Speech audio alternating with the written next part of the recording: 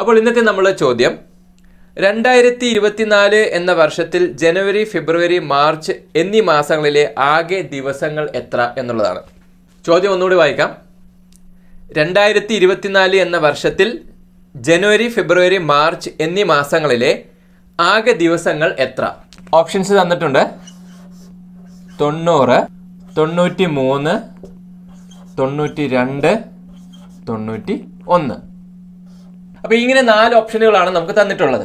അപ്പോൾ ചോദ്യം നമ്മൾ നന്നായി മനസ്സിലാക്കണം. 2024 എന്ന വർഷത്തിലെ ആദ്യത്തെ മാസങ്ങളായ ജനുവരി, ഫെബ്രുവരി, മാർച്ച് ഈ 3 മാസങ്ങളിലെയും ദിവസങ്ങളെല്ലാം കൂടെ കൂട്ടിയാൽ എത്ര കിട്ടും എന്നുള്ളതാണ്.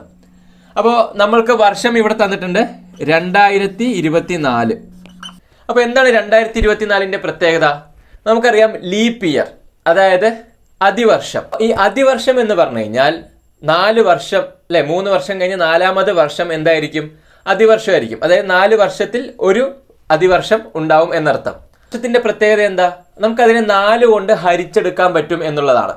അങ്ങനെയാകുമ്പോൾ 2024 എന്നുള്ളത് നമുക്ക് 4 കൊണ്ട് ഹരിക്കാൻ പറ്റുന്ന വർഷമാണ്. 4 കൊണ്ട് ഹരിക്കാൻ പറ്റുന്ന വർഷമാണെങ്കിൽ അതിന്റെ പ്രത്യേകത എന്താ? അതിന് ഫെബ്രുവരിക്ക് എന്തുണ്ടാവും? ഫെബ്രുവരി 29 ആയിരിക്കും. ലീപ്പ് ഇയർ ആയതുകൊണ്ട് തന്നെ, അതിവർഷം ആയതുകൊണ്ട് തന്നെ ഫെബ്രുവരി 29 ആയിരിക്കും.